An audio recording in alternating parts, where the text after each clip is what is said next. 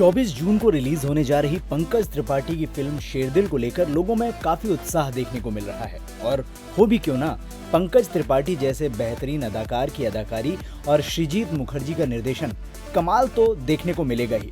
लोगों में फिल्म को लेकर उत्साह भले ही देखने को मिल रहा हो, लेकिन फिर भी फिल्म के प्रमोशन में फिल्म के एक्टर और डायरेक्टर कोई भी कमी नहीं छोड़ना चाहते। यही वजह है कि दोनों ही लोग इस वक्त फिल्म का प्रमोशन करते हुए दिख रहे हैं। हाल ही में पंकज त्रिपाठी और श्रीजीत मुखर्जी कोलकाता और दिल्ली में प्रेस कॉन्फ्रेंस करते हुए नजर आए, जहां पर कोलकाता में पंकज त्रिपाठी ने पत्रकारों के सवालों के जवाब तो दिए ही, वहीं दूसरी ओर वहां के मशहूर पानी बतासे भी खाए। पत्रकारों से हुई बात में कोलकाता और दिल्ली में इस फिल्म से जुड़ी कई बातें साझा की। आप भी सुनिए उन्होंने क्या कुछ कहा इन दोनों ही प्रेस कॉन्फ्रेंस फिल्मों के उसमें, क्योंकि जब शेर के ऊपर है तो अगर असली में आपके सामने अगर कोई शेर आ जाए या कुछ ऐसा हो जाए तो आप क्या करेंगे उस समय? जो करना है वो तो शेर को करना है। तो शेर आपके सामने हो तो आप क्या करेंगे? इसको जो करना है। सर, मतलब आपका कोई ऐसा एक्सपीरियंस रहा है? नहीं, मेरा नहीं रहा है। अभी पन्ना नेशनल पार्क में मुझे मिल गए थे तो शायद उन्हें मालूम था कि हमारे ऊपर इस आदमी ने फिल्म की है, तो बाकी लोग पार्क में घूम रहे हैं, किसी को नहीं दिख रहा है। हम गए केंद्र युवा प्रमोशन वहीं से शुरू हो गया था। तो वो दो बैठे थे नदी के किनारे और हम पानी में पहुंच गए। तो हम बाघ को देख रहे थे, बाघ हमें देख रहे थे। आधे घंटे दोनों ने एक दूसरे को देखा और किसी ने किसी को परेशान नहीं किया। तो जानवरों को मुझे लगता है कि अगर व्यक्ति छेड़े नहीं जब तक नहीं। इस फिल्म में एक संवाद है, बोलते हैं पूछा धीरज कवि जी मुझसे बोलते हैं कि उसका पेट भरा हुआ है, वो शिकार नहीं करेगा। तो मैं कहता हूँ कि मतलब कि जानवर का जब पेट भरा होता है तो शिकार नहीं करते शेर, और एक इंसान है पेट भरता ही नहीं। तो यही बात है। तो अब मुझे कभी ऐसा इनकाउंटर नहीं हुआ है, और जो थोड़े बहुत वाइल्ड लाइफ मिलते हैं मुझे, मैं सांप वाप से डरता नहीं हूँ, क्योंकि मुझे मालूम है कि जब तक मैं तंग नहीं करूँगा, वो भी वजह वो ईगो लेकर नहीं चलते हैं। इंसान ही ईगो लेकर चलता है, जानवर इंस्टिंक्ट पे काम करते हैं। तो यही है। बाघ आके उनको खाते थे और फिर उनकी जो बॉडी है वो प्रोड्यूस करते थे खेतों में। गवर्नमेंट कॉम्पनसेशन क्लेम करती।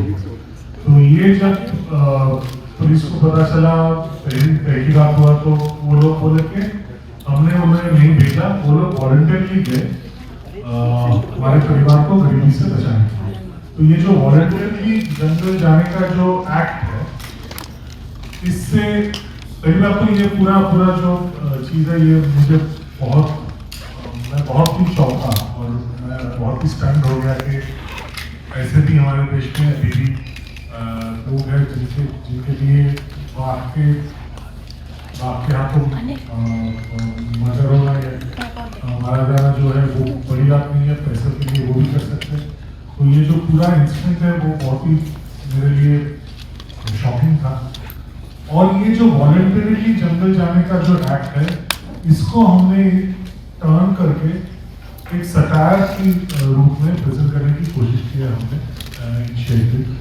तो it is a social satire and we have twisted the original story, और rather our story is inspired from our original story which is very tragic and morbid, but हमारा story जो है वो उसका tone satire का है, dark humour भी आप कह सकते हैं। और उसी टोन में हमने ये कहानी बताई। मतलब गंगाराम जो है वो वॉलंटियरली जा रहा है जंगल में बाघ के हाथों, मतलब बाघ से उसको मरवाने के लिए, और फिर गवर्नमेंट कॉम्पनसेशन क्लेम करेगी। तो ये है बेसिक समरी।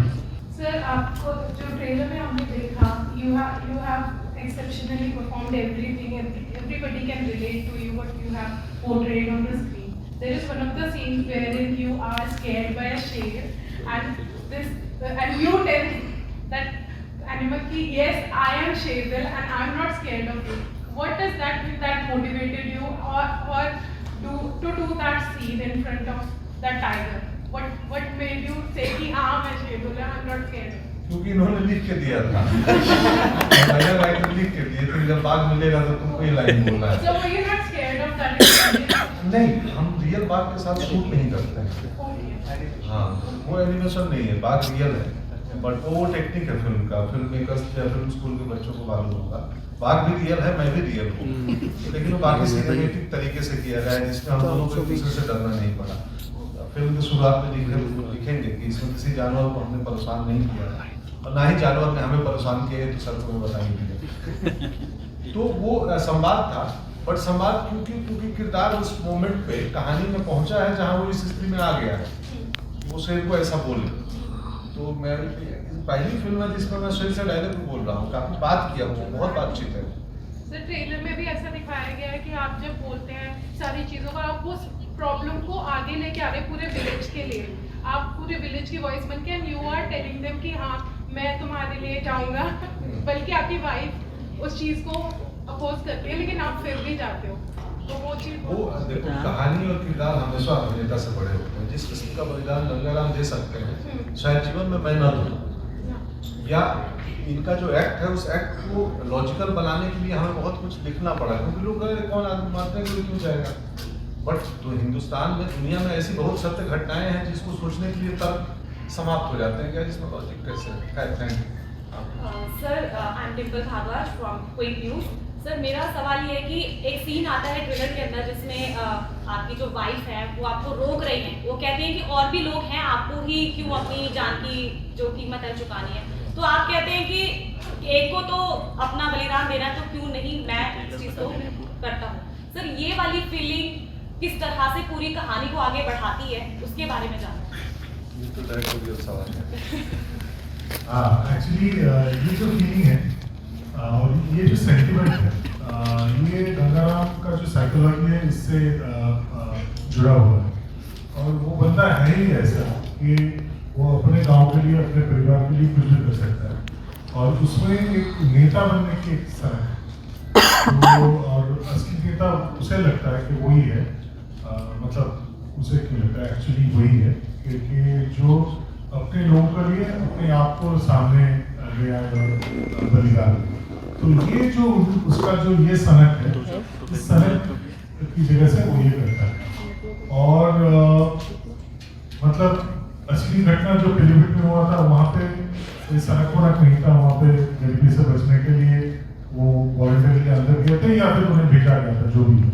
लेकिन यहाँ पे मैंने इसको एक हीरोइक ट्विस्ट दिया, क्योंकि गंगाराम मेरे लिए वो स्पिरिट का नाम है, वो क्या है, वो अनुभूति का नाम है, जिससे एक बंदा देश के गांव के लिए, अपने समाज के लिए ये बलिदान देने के लिए कॉपी।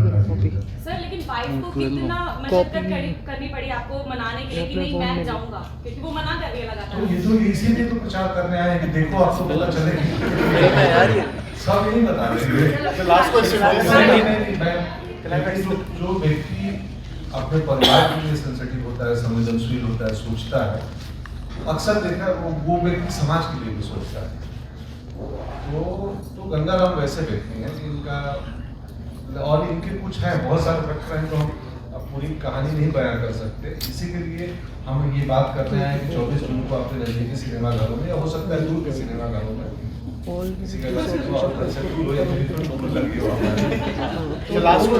जाके देखें और फिर इस गुत्थी को सुलझाएं। कैसे मानी गंगाराम की पत्नी लाजो? क्या लाजो मान जाएगी? गंगाराम जंगल जाएगा नहीं जाएगा? सवाल नंबर 3, क्या गंगाराम को बाघ मारेगा? क्या बाघ को गंगाराम मारेगा? तो प्रश्न बहुत है। इन प्रश्नों का उत्तर 24 जून को नजदीकी सिनेमाघरों में मिलेगा। शिवली फ्रॉम आजाद एक्सप्रेस। सर आपको हमने कालीन भैया के तौर पे देखा है, दुकान छुट्टी में आपको हमने कॉमेडी करते देखा है, और यहाँ सटायर के जरिए आप समाज को एक मैसेज दे रहे हैं। मेरा 2 सवाल है सर आपसे। एक तो ये कि आपको बदमाशी करना पसंद है ज़्यादा या कॉमेडी करना? सर दूसरा सवाल हमारा ये है, सटायर के जरिए समाज को एक मैसेज देना कितना मुश्किल काम है?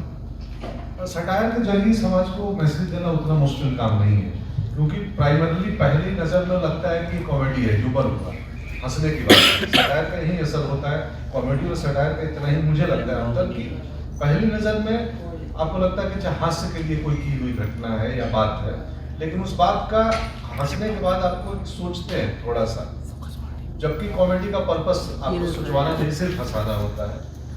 तो सटायर के थ्रू मैसेज देना आसान है और मुझे लगता है ज़्यादा इम्पैक्टफुल है, क्योंकि आजकल कोई सिनेमा हॉल में मैसेज लेने नहीं जाता है। वो मनोरंजन करने जाता है। उस मनोरंजन के कोचिंग में आपने एक आध मैसेज दे दिया और कुछ टेक अवे मिल गया या एटलीस्ट आदमी सोचने लगा तो सिनेमा का पर्पस सॉल्व हो गया। सर जो पहला सवाल जो था आपको मछली पसंद है आप अच्छा, नहीं मुझे तो कहानी पसंद है। वो कहानी अब बदमाश वाली भी अच्छी हो सकती है, ह्यूमर वाली भी अच्छी हो सकती है, तो मुझे अच्छी कहानियाँ पसंद हैं। तो सर अर्बनाइजेशन के कारण देखा जा रहा है कि जीव जंतुओं को मतलब वो विलुप्त हो रहे हैं, तो क्या इस मूवी में हमें वो भी देखने को मिलेगा? और क्या इस मूवी के माध्यम से आपने क्या क्लास स्ट्रगल या वर्ग संघर्ष को भी दिखाने का प्रयास किया? जी, ये इस मूवी के सबटेक्स्ट में, कहानी के सबटेक्स्ट में वो भी है कि आदमी और जानवर के बीच का जो ये संघर्ष चालू है वो क्यों है। तो ये फिल्म देखने के बाद एटलीस्ट एक व्यूअर्स या एक एक्सपर्ट संवाद शुरू हो सकती है क्या कि इसमें से प्रॉब्लम किधर से है, इंसानों की तरफ से है, जानवरों की तरफ से है या किसी और तरफ से है। तो कम से कम ये फिल्म उसी संवाद को शायद मेरे ख्याल से सामने ला दे तो ला दे। तो पर्पस वही है कि समस्या अर्बनाइजेशन से है, किस चीज़ की है, क्योंकि एक्सपर्ट नहीं है गंगाराम, वो भी आप हमारे आपकी तरह साधारण व्यक्ति हैं। हम तो फिर भी थोड़े अर्बन मॉडर्न हो गए हैं, जो शहरों में रहते हैं वो गांव में रहते हैं, उनको दुनिया का बहुत ये नहीं है। तो कई दृश्य में कई बातें संवाद के रूप में आती हैं जो इन सब चीज़ों को थोड़ा टच करेगी। Thank you. हेलो है जो को आर्टिस्ट होता है, कास्ट एंड क्रू होता है, वो बहुत महत्वपूर्ण होता है आपके लिए उस फिल्म में हिस्सेदारी करने के लिए। तो आप किस स्टेज पे आप जज करते हो, कैसे जज करते हो कि इस फिल्म में मैं घुस सकता हूँ, मैं काम कर सकता हूँ? मैं जिस फिल्म में घुस जाता हूँ उसके कास्ट एंड क्रू और मेंबर को अपना बना लेता हूँ। तो पहले मैं तय नहीं करता कि मेरे मन लायक है कि नहीं, बट मेरे लिए हर व्यक्ति इम्पोर्टेंट है, हर इंसान इम्पोर्टेंट है। मैं जितनी तवज्जो अपने डीओपी को देता हूँ उतना ही मैं रिस्पेक्ट और आदर उस लाइटमैन को देता हूँ जो सिर्फ लाइट जलाने आता है। और क्या है, दोस्त प्रेम आदर ही तो इम्पोर्टेंट चीज़ है ना। और पिछले कुछ सालों में आपका एक ब्रांड तैयार हुआ है बॉलीवुड पे। क्या ऐसा भी होता है, कोई सिचुएशन अराइज करता है कि जब कोई फिल्म मेकर आपको कास्ट कर लेता है और सोचता है कि ये चमत्कार कर देंगे, ये सिचुएशन क्या अराइज होता है? और अगर होता है तो आप ये क्या एक्स्ट्रा प्रेशर होता है आपके ऊपर? नहीं, चमत्कार एक्टर नहीं करता है, चमत्कार कहानियाँ करती है, स्क्रिप्ट करती है। चूंकि स्क्रिप्ट में वो रोल हम कर रहे होते हैं तो लगता है चमत्कार हमने कर दिया है। चमत्कार हमेशा कहानियाँ करती हैं, कैरेक्टर्स करते हैं। एक्टर बहुत छोटे होते हैं, कैरेक्टर्स बहुत बड़े होते हैं। तो गंगाराम मेरे से बहुत बड़ा है। जो सेक्रीफाइस गंगाराम कर रहा है इस कहानी में अपने गांव के लिए, शायद वो सेक्रीफाइस मेरे से जीवन में ना हो पाए। तो कहानी बड़ी है, एक्टर और छोटे होते हैं, कहानी और कैरेक्टर बड़ी होती है। मेरे भिखारी ठाकुर मेरे इलाके के ही थे, मैं वहीं का हूँ, छपरा का। अब डिस्ट्रिक्ट अलग हुआ है, गोपालगंज। और उनके नाटक मुझे बेहद पसंद है, वो चाहे विदेशिया हो, बेटी बेचवा हो, गबर घिचोर हो, और मैंने किया भी है उनके प्लेस। तो उनके ऊपर इधर एक बहुत बढ़िया नॉवेल भी आया है, इधर नहीं कई साल हो गए सूत्रधार को आए, और एक नाटक भी है उनके भिखारी ठाकुर के जीवन पर, ऋषिकेश सुलभ जी ने लिखा है, गंगा वियोग, बटोही नाम से वो नाटक।